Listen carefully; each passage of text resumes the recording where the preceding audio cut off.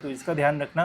First attempt को जो है वो लाइटली मत लेके जाना, बिकॉज सेकंड अटेम्प्ट में अच्छा स्कोर करना जो है वो और भी डिफिकल्ट हो जाएगा, बिकॉज स्टूडेंट्स और अच्छा प्रिपरेशन करके आएंगे। तो MBA CET 2026 एग्जामिनेशन का स्टूडेंट्स क्या सेफ स्कोर है, कितने मार्क्स स्कोर करने पे कितना परसेंटाइल आपको जो है वो मिलने के चांसेस रहेंगे, साथ ही में कौन से टॉप कॉलेजेस है, एंड इसके अलावा इस साल दोस्तों 2 अटेम्प्ट होने वाले हैं। तो इसके फायदे तो काफ़ी सारे हैं, बट कुछ नुकसान भी आपको जो है वो हो सकता है। अब ये सारी चीज़ें क्या है, सब कुछ मैं आपको इस वीडियो में बताने वाला हूँ, तो वीडियो पूरा एंड तक देखते रहिए। तो सेफ स्कोर देखने से पहले दोस्तों मैं आपको टॉप कॉलेजेस की एक बढ़िया लिस्ट जो है वो बताता हूँ, जिससे आप अपना जो टारगेट है वो सेट कर पाओगे, एंड फिर उसके बाद आपको बताता हूँ कि यहाँ पे एडमिशन लेने के लिए आपको कितने मार्क्स जो है वो लग सकते हैं।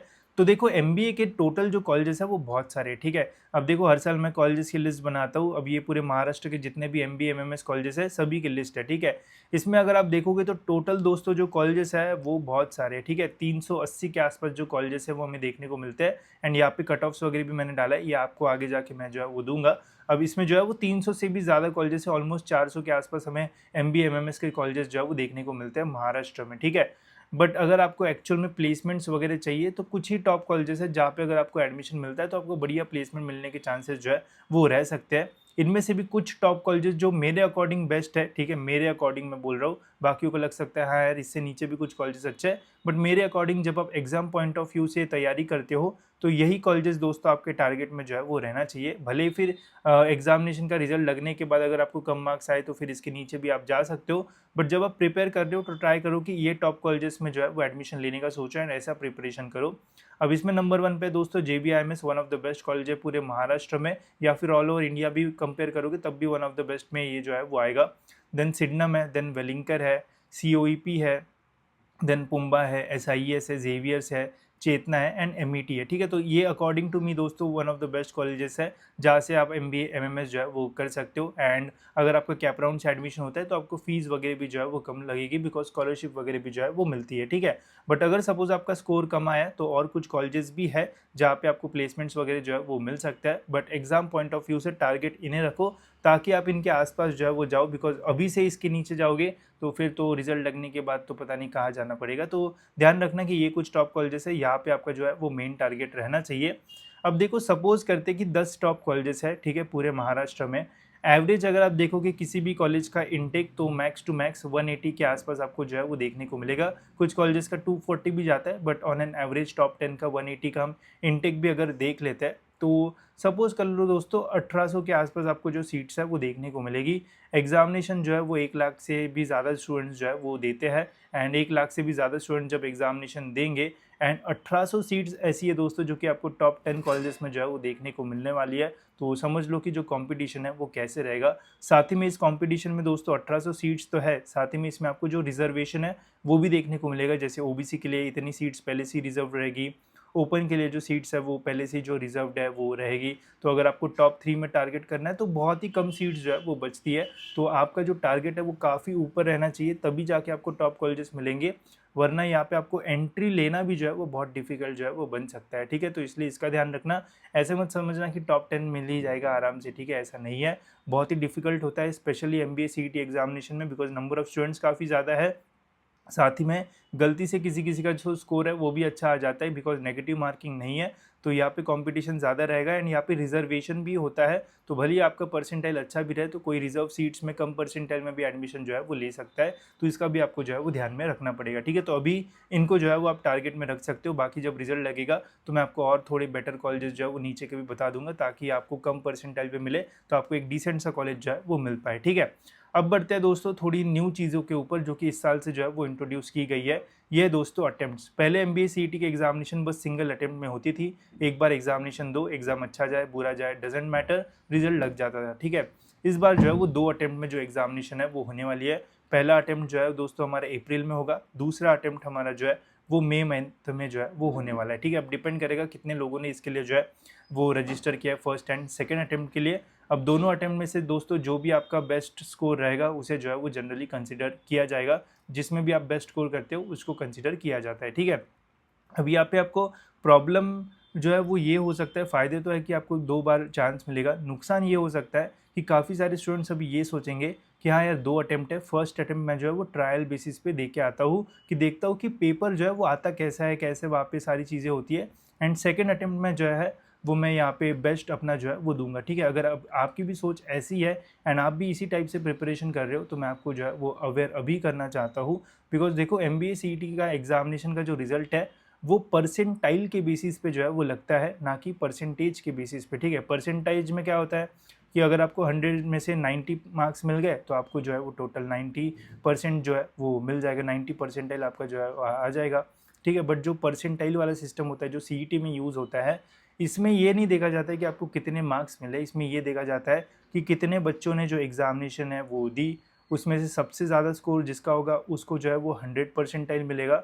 एंड सबसे आखिरी वाले स्टूडेंट ने सपोज़ 100 मार्क्स भी स्कोर किए होंगे एंड वो जितने भी स्टूडेंट्स ने एग्जामिनेशन दिए उसमें से सबसे कम स्कोर अगर उसका रहा तो उसको 0 परसेंटाइल भी जो है वो मिल सकता है, ठीक है। तो परसेंटाइल वाला जो फंड है वो थोड़ा डिफिकल्ट होता है एंड डिफरेंट होता है, ठीक है। अब इसमें अगर आप ये सोच के जाते हो कि यार अभी मैं जो है वो पढ़ाई नहीं करता हूँ, सेकंड अटेम्प्ट में जो है वो अच्छे से पढ़ाई करूँगा, एंड यहाँ पे अगर आप लाइटली देते हो एंड ऐसा अगर बहुत सारे बच्चे जो है वो सोचते हैं एंड उसमें से कुछ बच्चे बढ़िया प्रिपरेशन करके जाते हैं यहाँ पे, देन दोस्तों अगर आप 140 या फिर 150 भी स्कोर करोगे तो हो सकता है कि आपको 99 परसेंटाइल जो है वो मिल जाए।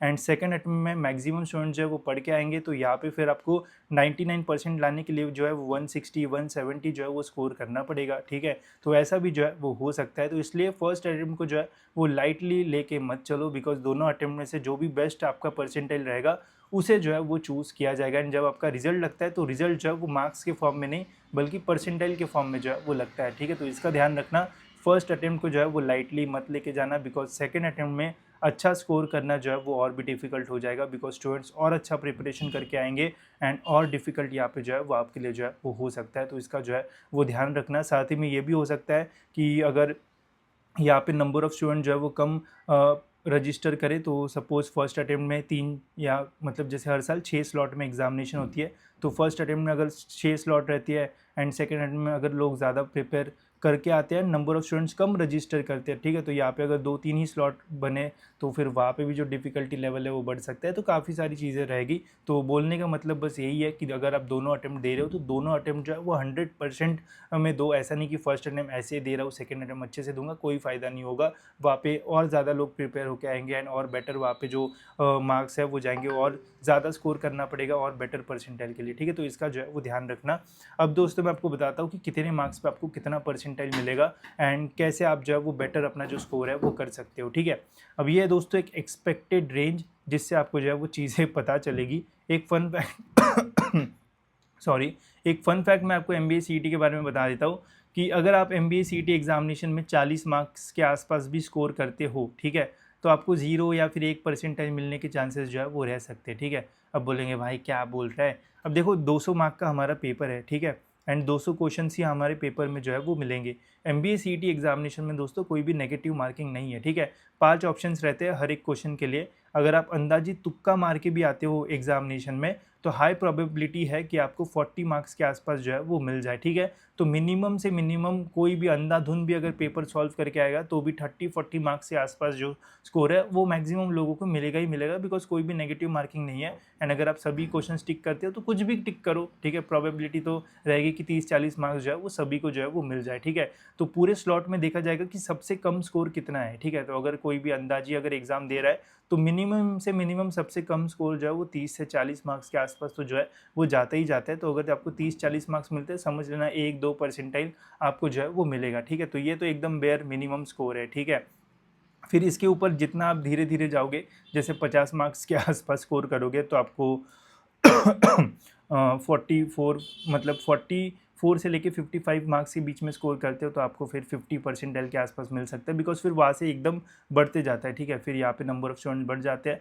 फिर 55 से अगर 60 के आसपास आप मार्क्स स्कोर करते हो तो 60 परसेंटाइल के आसपास जो है वो मिल सकता है। 100 के नीचे दोस्तों अगर आप जो है वो स्कोर करते हो तो मैक्सिमम प्रोबेबिलिटी रहेगी कि आपको 90 परसेंटाइल के नीचे जो परसेंटाइल है वो मिले। अगर आपका स्कोर 100 मार्क्स या फिर उससे नीचे जाता है तो मैक्सिमम चांसेस रहेंगे कि आपको 90 परसेंटाइल से नीचे ही आपका परसेंटाइल जो है वो बनेगा, ठीक है। अगर आपको 90 परसेंटाइल के ऊपर चाहिए तो फिर आपको जो है वो इस रेंज में जो है वो रहना पड़ेगा। अब ये रेंज यहाँ पे 85 से 95 इसलिए अगर आपका स्लॉट जो है वो टफ आता है।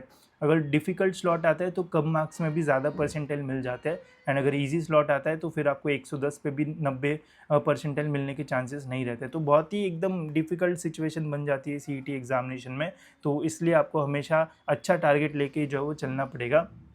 तो देखो सिंपल सी चीज़ है, अगर आपको 90 परसेंटाइल के ऊपर चाहिए तो मिनिमम से मिनिमम आपको एग्जामिनेशन में 100 मार्क्स प्लस जो है वो स्कोर करना ही पड़ेगा, ठीक है, तभी आपको 90 के ऊपर जो है वो मिलने के चांसेस रहेंगे, ठीक है।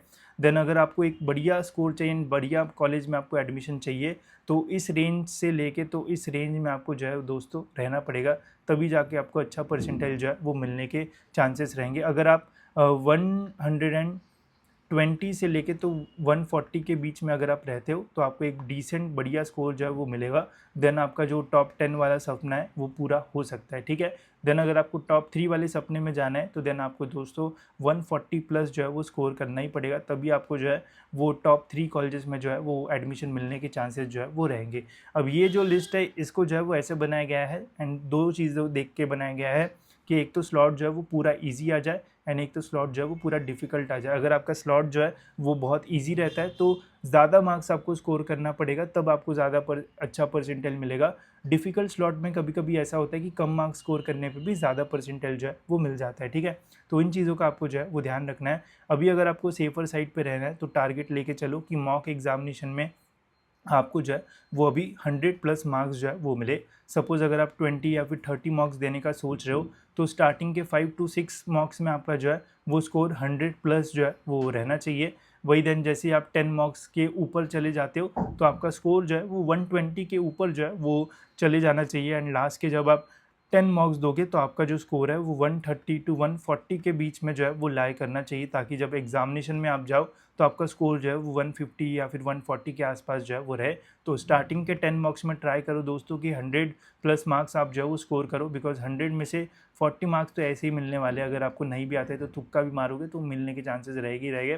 फिर नेक्स्ट 10 मार्क्स में ट्राई करो 120 प्लस आप स्कोर करो, एंड फिर नेक्स्ट मार्क्स में आप जाओ 130 to 140 के टारगेट पे जाओ, तभी जाके दोस्तों आपको जो है वो अच्छा कॉलेज मिलेगा। अभी मैं जितना भी बोलूँगा गाइज, ठीक है, उतना आप सुनो पढ़ो अच्छी बात है, बट जब एक बार रिजल्ट लग गया उसके बाद आप कुछ भी नहीं कर पाओगे। फिर आप बोलोगे यार एक अगर मार्क्स मेरे को मिल जाता तो मेरे को ये कॉलेज में एडमिशन मिल जाता, बिकॉज मैं काउंसलिंग जब लेता हूँ तो हमेशा सभी स्टूडेंट्स यही बोलते हैं।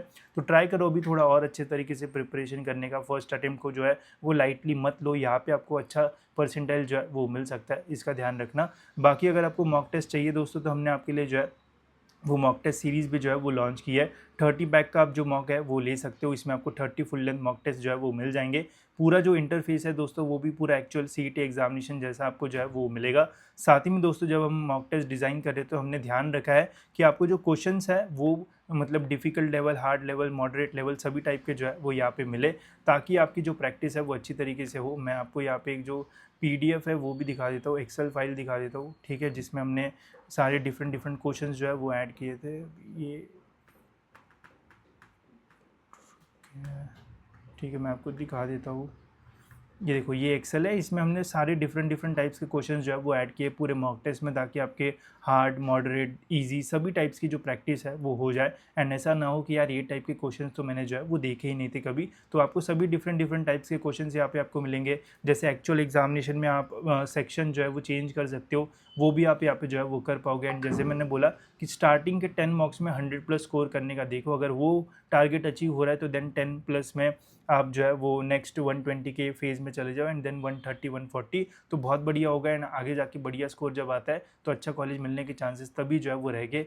अदरवाइज़ दोस्तों अगर आप डोनेशन वगैरह देने जाओगे तो बहुत लंबे में जाओगे, एंड बहुत लॉस आपका वहाँ पे हो सकता है, बिकॉज जितना डोनेशन दोगे उतना पैकेज भी जो है वो नहीं मिलता है, ठीक है। तो मॉक्स दो, अच्छे से प्रिपरेशन करो, अभी भी अच्छा खासा टाइम है।